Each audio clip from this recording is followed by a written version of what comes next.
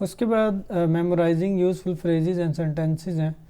तो जिस तरह कुछ कंसेप्ट्स होते हैं, प्रिंसिपल्स होते हैं, तो उनको भी माइंड में रखना चाहिए। जिस तरह कुछ लाइंस में उसने बड़ी डिटेल से एक्सप्लेन किया है।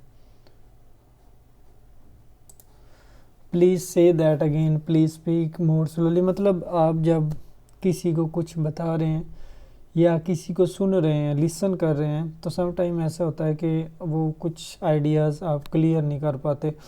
उन आइडियाज़ को क्लियर करने के लिए आप क्या करते हैं, उस वे से आप सुनना चाहते हैं। मीन्स अगर आपकी स्पीड, लिसनिंग पावर स्लो है, लिसनिंग पावर इतनी कंफर्टेबल नहीं है या इतनी ज़्यादा मजबूत नहीं है, तो आप क्या करते हैं, आप उन स्पीकर से रिक्वेस्ट कर सकते हैं कि जैसे आप किसी मीटिंग में बैठे हैं या कोई प्रेजेंटेशन दे रहा है, तो इन तमाम चीज़ों को क्लियर करना चाहिए। मतलब आपने अपने अकॉर्डिंग उन चीज़ों को लेना है, अकॉर्डिंग ही सीखना है और अकॉर्डिंग ही उनको लेकर चलना है। उसके बाद नेक्स्ट है गाइडिंग लिसनिंग एंड स्पीकिंग। मतलब किस तरह गाइड किया जा सकता है, कौन सी टेक्निक्स हैं, कुछ सेंटेंसेस हैं, सेंटेंसेस जो डिस्क्राइब करने चाहिए। जिस तरह उसने एग्जांपल दी है, इट इज़ थिन, वो पतला, इट इज़ ब्लैक। तो ये डिफरेंट सेंटेंसेस हैं जिनके थ्रू आप किसी को कुछ बता सकते हैं, लिसन कर सकते हैं। मतलब उसके बताने का मकसद ये है कि इन छोटे छोटे सेंटेंसेस से आप जल्दी सीख जाते हैं, बजाय कि बड़े बड़े सेंटेंसेस को यूज़ करें। लिसनिंग ग्रिड्स, मतलब ग्रिड्स होनी चाहिए। ग्रिड्स मतलब बहुत ज़्यादा आप इंफॉर्मेशन लेते हैं। जिस तरह आप टीवी वॉच करते हैं, मूवीज़ वॉच करते हैं, तो उससे आप काफ़ी इंफॉर्मेशन लेते हैं। तो उसके बाद इंटरव्यू भी एक ऐसी एक्टिविटी है जिससे क्वेश्चन आंसर इंटरेक्शन होता है और सर्वे किया जाता है। मतलब आपके बारे में पूछा जाता है कि आपके पास क्या नॉलेज है, एक्सपीरियंस क्या है, आप क्या करते हैं, क्या कर सकते हैं, आपके पास कौन सी डिग्री है। तो it is also way of learning. मतलब इंटरव्यू भी एक लर्निंग की टाइप है। उसके बाद quiz is also kind of learning. मतलब पेपर्स में आपके पेपर में भी यही पार्ट होता है most of the time. Mid term में, फाइनल में भी आपसे क्विज़ पूछे जाते हैं, मतलब शॉर्ट क्वेश्चन पूछे जाते हैं।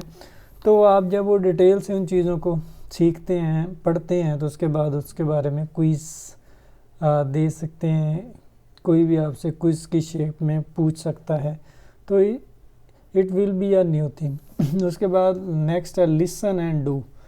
मतलब बोलने के लिए क्या ज़रूरी होता है, लिसन करना। मतलब अगर आप एक्टिवली अटेंटिवली कोई भी टॉपिक, कोई भी लेसन सुनेंगे, तो डेफिनेटली उस पर स्पीक भी कर सकेंगे, बोल सकेंगे, किसी को बता सकेंगे। और अगर आप पूरी तवज्जो से किसी भी टॉपिक को, किसी भी लेक्चर को नहीं सुनेंगे, तो डेफिनेटली आप बता भी नहीं सकेंगे।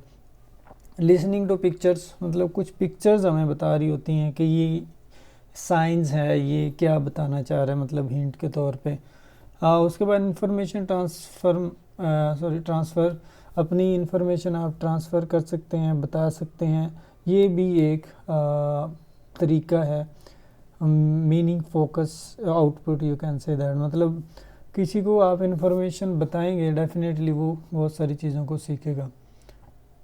उसके बाद एट द एंड जो चीज़ है, क्या प्लान होना चाहिए, planning listening speaking programme for beginners. Main जो की पॉइंट्स हैं इसमें भी वही हैं। मीनिंग फोकस इनपुट, वो कैसे हो सकती है, dialogues with teachers, meaning focus output, और इंगेज करके अपनी एक्टिविटीज़ में। लैंग्वेज फोकस लर्निंग, प्रोनाउंसिएशन है, मेमोराइजिंग है, यूज़फुल फ्रेज, मतलब प्रोनाउंसिएशन पे ग्रिप होनी चाहिए और बहुत ज़्यादा मटेरियल को मेमोराइज करना चाहिए। उसके बाद एट द एंड क्या चीज़ है, फ्लुएंसी। आपकी स्पीकिंग में फ्लुएंसी होनी चाहिए। वो तब होगी जब आप इन चीज़ों को मेमोराइज़ करेंगे, फ्रेजेस को मेमोराइज़ करेंगे, सेंटेंसेस को मेमोराइज़ करेंगे और वोकैबुलरी पे ग्रिप हासिल करेंगे। तो ये तमाम की पॉइंट्स थे इस मॉड्यूल में, और जो कि यूज़फुल होते हैं लर्निंग के लिए। इन पे फोकस करना चाहिए अगर आप एक अच्छे स्पीकर बनना चाहते हैं या बहुत अच्छा लर्निंग चाहते हैं, तो इन की पॉइंट्स पे आपको फोकस करना चाहिए।